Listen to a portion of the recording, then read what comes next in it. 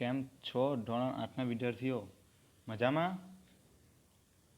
આપણે વિષય સામાજિક વિજ્ઞાન જોતા છે, જેમાં આપણે 5 ચેપ્ટર સુધી જોઈ ગયા. હવે પછીનું આપણું ચેપ્ટર છે ચેપ્ટર 6, જેનું નામ છે અંગ્રેજ શાસનની ભારત પર અસર. અંગ્રેજ શાસનની ભારત પર અસર. તો કઈ રીતે?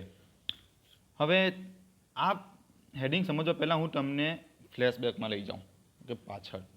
એમાં આપણે જોઈ ગયા યુરોપિયન પ્રજાનું ભારતમાં આગમન. જોયું ને?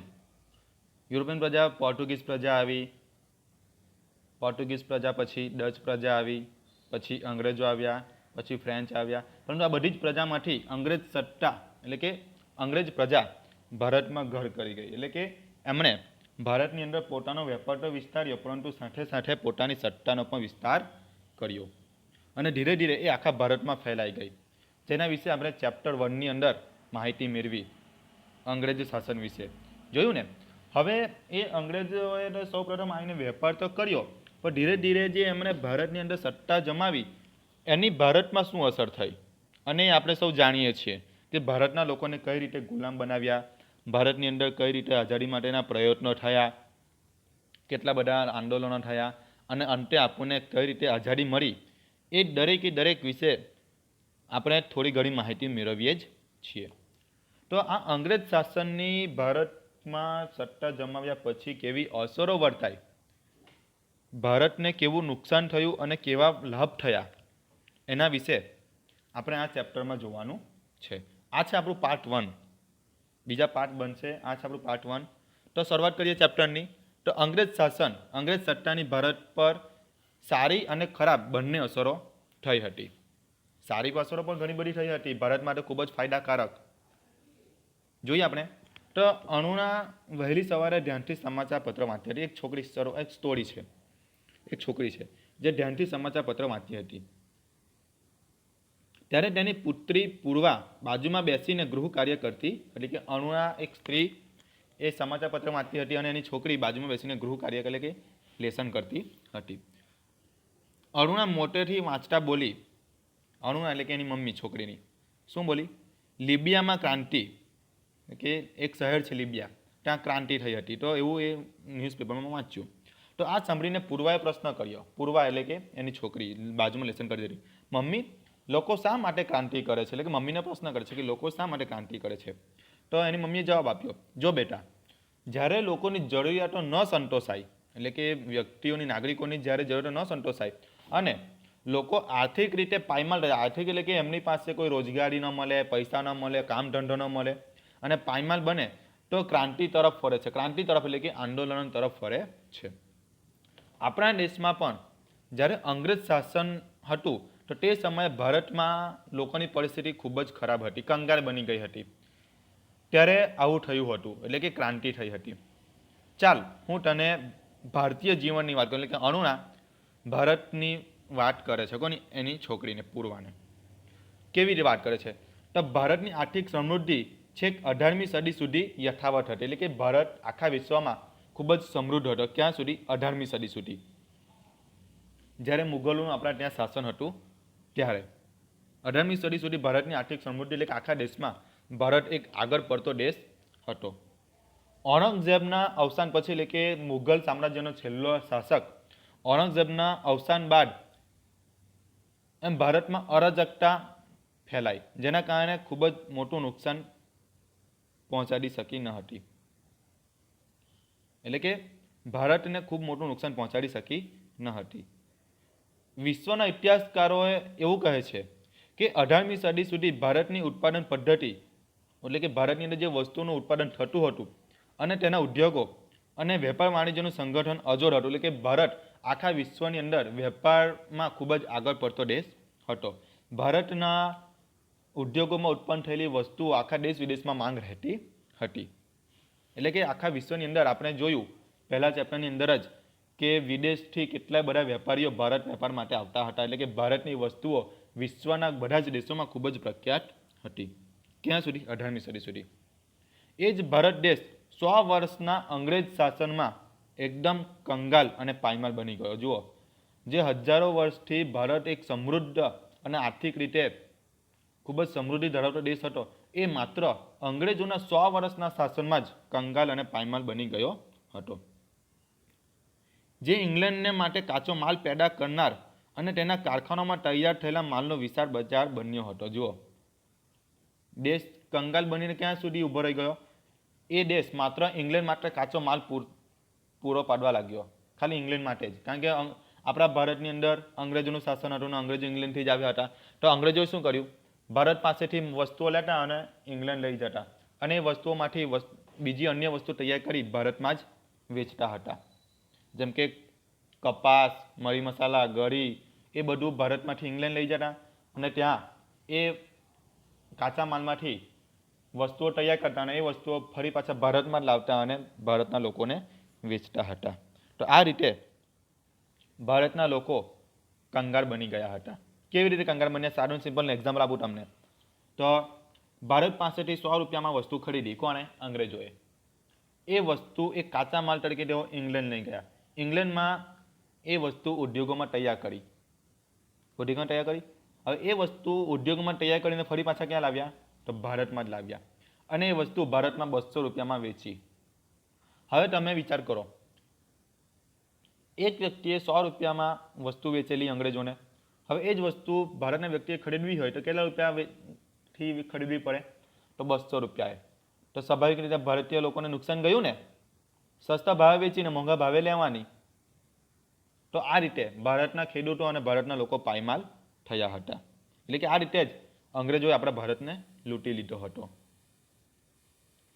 જુઓ, આગળ જોઈએ તો અંગ્રેજ શાસન સમયે ભારતના ખેડૂતો અને એમની ખેતી કેવી હતી? અંગ્રેજોના સમયમાં ભારતના ખેડૂતો અને એમની ખેતીની પરિસ્થિતિ કેવી હતી? તો આપણે જાણીએ જ છીએ. સૌ પ્રથમ પહેલા ચેપ્ટરમાં જ આપણે માહિતી મેળવી હતી કે અંગ્રેજોએ પોતાના વેપાર કરવાની શરૂઆત ક્યાંથી કરી હતી? તો બંગાળાથી. પોતાની સત્તાની શરૂઆત પણ એમણે બંગાળાથી જ કરી હતી.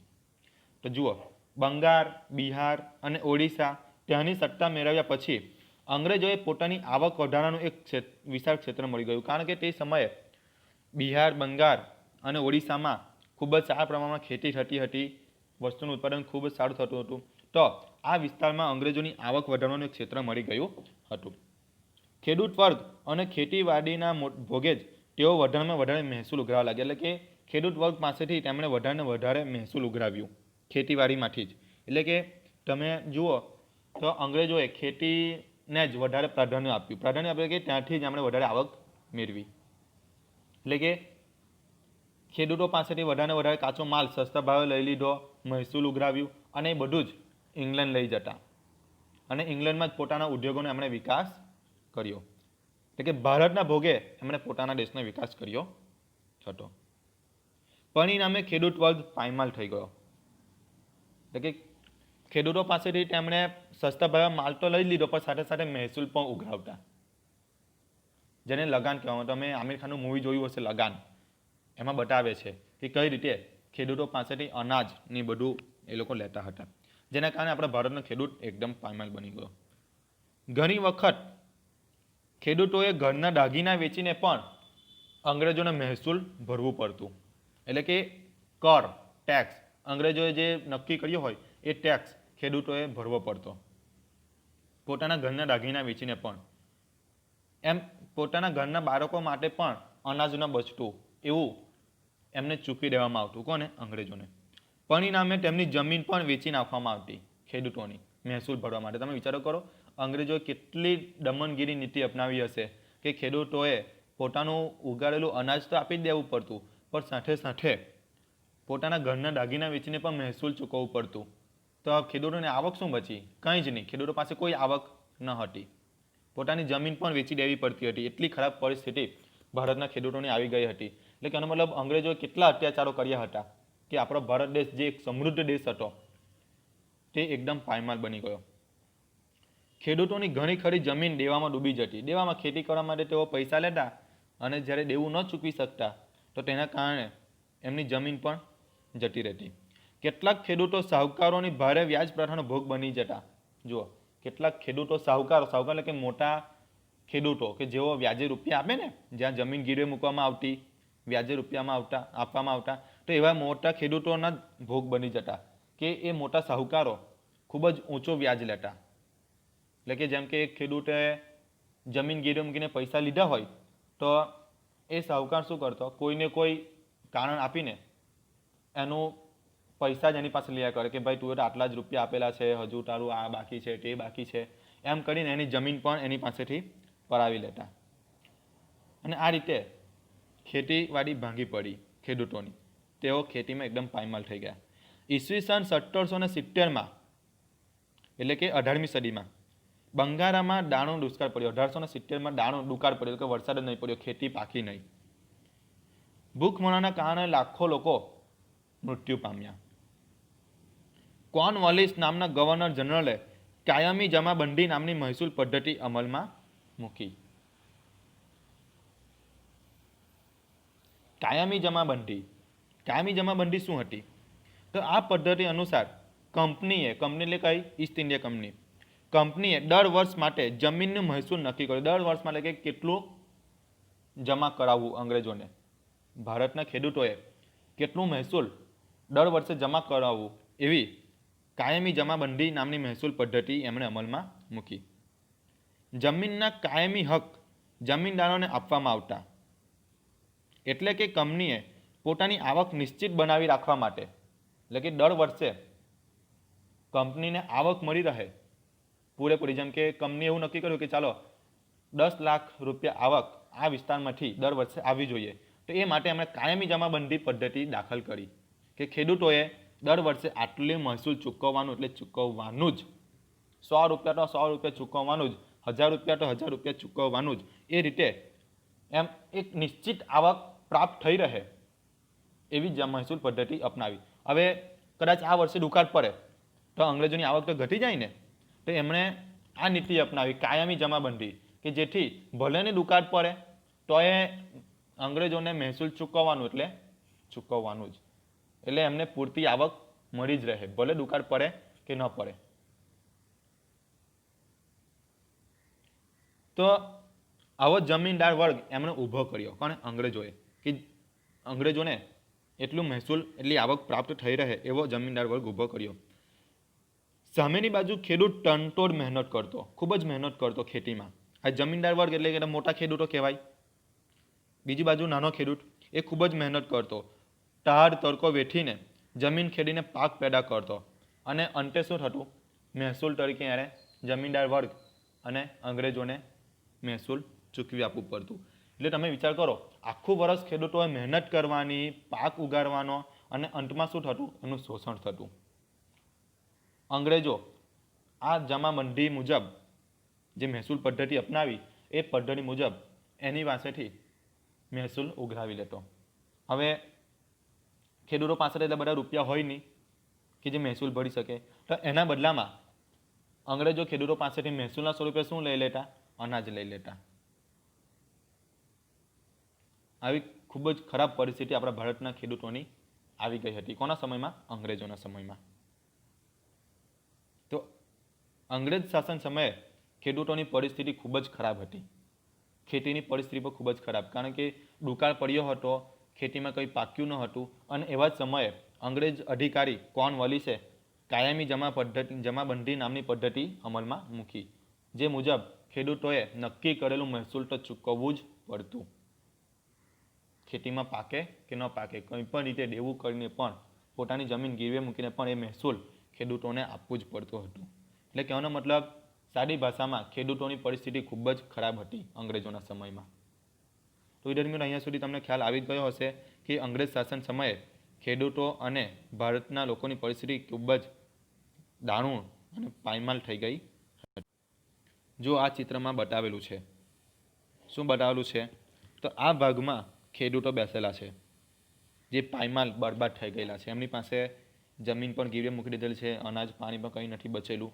બીજી બાજુ આ મહેસૂલ પદ્ધતિ અમલમાં મૂકનાર અંગ્રેજ અધિકારી કોર્નવાલિસ. કોણ છે? કોર્નવાલિસ. આગળ વાત કરીએ આપણે. સમાજ જીવનને લાગ્યું ગ્રહણ, એટલે કે ભારતીય સમાજને પણ ગ્રહણ લાગી ગયું. ખેડૂતોની પરિસ્થિતિ બગડી જ ગઈ, પણ સાથે સાથે સમાજ જીવનને પણ ખૂબ જ મોટું ગ્રહણ લાગી ગયું, એટલે કે ખૂબ જ ખરાબ પરિસ્થિતિ આવીને ઊભી રહી ગઈ. કેવી પરિસ્થિતિ? તો એક અંગ્રેજ અધિકારી હતો વોરન હેસ્ટિંગ્સ. તો વોરન હેસ્ટિંગ્સના સમયમાં મહેસૂલ ઉઘરાવવાનું કામ જેને સોંપવામાં આવ્યું હતું તેને કલેક્ટર કહેવામાં આવતું. એટલે કે એક અધિકારી જે છે વોરન હેસ્ટિંગ, તો એના સમયમાં મહેસૂલ ઉઘરાવવાનું કામ જેને સોંપવામાં આવેલું એને કલેક્ટર કહેવામાં આવતા. તેઓ ન્યાયાધીશનું કામ પણ કરતા. ન્યાયાધીશ એટલે કે ન્યાય આપવાનું કામ પણ કરતા. અને અંગ્રેજી રાજ્યતંત્રના આવા વહીવટથી આપણા દેશી પુણાની ગ્રામ સ્વરાજ્યની પ્રથા નાશ પામી. સ્વરાજ એટલે કે જે ગામડાનું જે શાસન ચાલતું હતું, ગ્રામીણ શાસન, એ અંગ્રેજોના કારણે એ નાશ પામી. જૂના વખતમાં દરેક ગામ એક નાના પ્રજાસત્તાક જેવું હતું. એ જૂના સમયમાં, પ્રાચીન સમયથી જ એ ગામનું સ્વનિર્ભર હતું. કોઈ પણ જાતનો નિર્ણય લેવું હોય તે પોતે જ લેતા, એટલે ગામનો મુખી જ લેતો હતો. પરંતુ એ અંગ્રેજોના આવવાથી નાશ પામી. ગ્રામ પંચાયત જ ગામડાનો બધો વહીવટ સંભાળતી હતી, છે ને. તો તે સમયની અંદર ગામનો વહીવટ, ગામની અંદર કેવા કામો કરાવવા, શું થાય શું ન થાય, એ દરેક પ્રકારના નીતિ નિયમો, એ વહીવટ ગામની અંદર જ ગ્રામ પંચાયત સંભાળતી હતી. તો એવું કહેવાય કે તે સમયે દેશની કરોડરજ્જુ ગામને જ ગણવામાં આવતી. ગામડાને જ દેશની કરોડરજ્જુ ગણવામાં આવતી હતી. બહારના આક્રમણો વખતે અને સલ્તનત શાસન વ્યવસ્થા વખતે પણ આપણી ગ્રામ સ્વરાજ્ય સંસ્થાઓ અડગ ઊભી હતી. કે જ્યારે વિદેશી આક્રમણો થયા તે સમયે પણ આપણી ગામડાની વ્યવસ્થા એમની સામે એમ અડગ ઊભી હતી.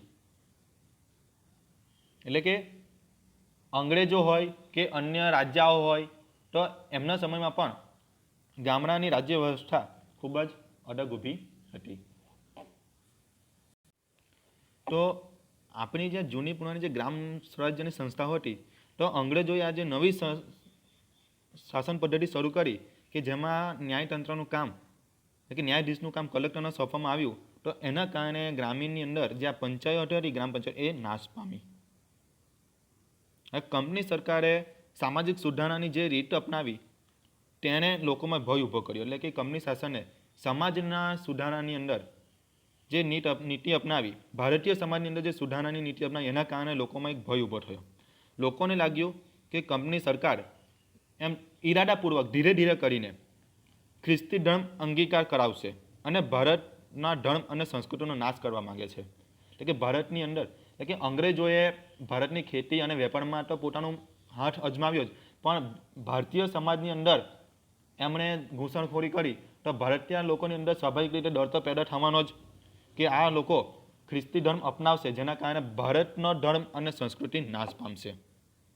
આવું એક ભય ઊભો થયો લોકોમાં, એક સામાજિક ભય. સાચી જ વાત છે, આ સામાજિક ભય કહેવાય. રેલવે અને લશ્કરમાં ભારતની સામાજિક વ્યવસ્થાની વારંવાર અવગણના કરવામાં આવે છે તેવી માન્યતા લોકોમાં ઊભી થઈ. એટલે કે અંગ્રેજોએ જે આપણા ભારતની અંદર રેલવેની શરૂઆત કરી, લશ્કરની ભરતી કરી, તો એની અંદર લોકોની અંદર એવી માન્યતા ઊભી થઈ કે અંગ્રેજ સરકાર એક સામાજિક વ્યવસ્થાની અવગણના કરે છે, વર્ણ ભેદભાવ, ધર્મ ભેદભાવ કરે છે, એવી લોકોમાં એક માન્યતા ઊભી થઈ. આગ્રામાં એવું ફરમાન બહાર પાડવામાં આવ્યું કે દરેક હિન્દી એટલે કે હિન્દી એટલે કોણ? ભારતીય. તો દરેક હિન્દીએ, એમાં કોઈ હિન્દુ, મુસ્લિમ, શીખ, ઈસાઈ એવું નહીં, દરેક હિન્દી એટલે કે દરેક ભારતીય અંગ્રેજને સલામ ભરવી. જુઓ, આગ્રાની અંદર કેવો ઓર્ડર અમલમાં મૂકવામાં આવ્યો કે દરેક ભારતીયોએ અંગ્રેજોને સલામ કરવી. જો તેમ કરવામાં ન આવે તો તેને દંડ કે સજા આપવામાં આવતી. એટલે કે જ્યાં પણ અંગ્રેજ અધિકારી હોય ત્યાં દરેક ભારતીયોએ એને સલામ કરવી, અને ન કરે તો સજા આપવામાં આવતી. પરિણામે અંગ્રેજો પ્રત્યે ભારતીયોના દિલમાં વધારે રોષ અને નફરત ઉત્પન્ન થઈ. સાચી જ વાત છે ને. અંગ્રેજો ધીરે ધીરે પોતાની મનમાની કરવા લાગ્યા. પહેલાં તો એમણે ખેડૂતોની પરિસ્થિતિ બગાડી નાખી. ત્યાર પછી જૂની પુરાણી જે ગ્રામ પંચાયત હતી આપણી ભારતની સ્વરાજ્ય સંસ્થાઓ, એની અંદર દખલગીરી કરી અને ન્યાયાધીશ એમનું કામ કલેક્ટર કરવા લાગ્યા. એટલે કે ભારતીય સમાજની જે વ્યવસ્થા હતી ગ્રામ સ્વરાજ્યની, એ નાશ પામી. ત્યાર પછી એમણે ભારતીય સમાજની અંદર ઘૂસણખોરી કરી, તો લોકોને એવો ડર ઊભો થયો કે અંગ્રેજ સરકાર એ ખ્રિસ્તી ધર્મ લોકોને અપનાવવા પર એમ દબાણ કરશે, જેના કારણે ભારતના ધર્મ અને સંસ્કૃતિ નાશ પામશે. એટલે કે ભારતીય સમાજની અંદર ઊંડી અસર ઊભી થશે એવું લોકોને લાગ્યું. તે ઉપરાંત રેલવે અને લશ્કરની ભરતીમાં પણ ભારતના લોકો સાથે સામાજિક ભેદભાવ થાય છે એવું પણ લોકોને લાગ્યું. અને વધારે ભય તો ત્યાં ઊભો થયો કે જ્યારે એવું ફરમાન બહાર પાડવામાં આવ્યું કે દરેક ભારતીયએ, દરેક હિન્દીએ અંગ્રેજોને સલામ ઠોકવી, જેના કારણે ભારતીય લોકોમાં વધારે રોષ પેદા થયો, નફરત પેદા થઈ. કોના વિરુદ્ધ? અંગ્રેજો વિરુદ્ધ. અને આ રીતે જ અંગ્રેજો વિરુદ્ધ ભારતીય લોકોની અંદર નફરત ઊભી થઈ. તો વિદ્યાર્થી મિત્રો, આ ચેપ્ટરની અંદર આપણે અંગ્રેજ શાસન કઈ રીતે ભારતની અંદર વધારે વધારે વિસ્તરતું ગયું એના વિશે આપણે માહિતી મેળવી. અહીંયા સુધી તમને ખ્યાલ આવી ગયો હશે કે કઈ રીતે ભારતના ખેડૂતો અને ભારતીય સમાજ પર અંગ્રેજ શાસનની અસરો વર્તાઈ. આ હતું આપણું પાર્ટ 1. અહીંયા આપણે આપણો વિડીયો પૂરું કરીએ છીએ. હવે પછી આપણો બીજો વિડીયો આવશે જેના વિશે ઘણી બધી માહિતી મેળવવાની છે બ્રિટિશ શાસન વિશે, જે પાર્ટ 2 હશે. તો અહીંયા કરી આપણે આપણો વિડીયો પૂરું કરીએ. ચલો આવજો.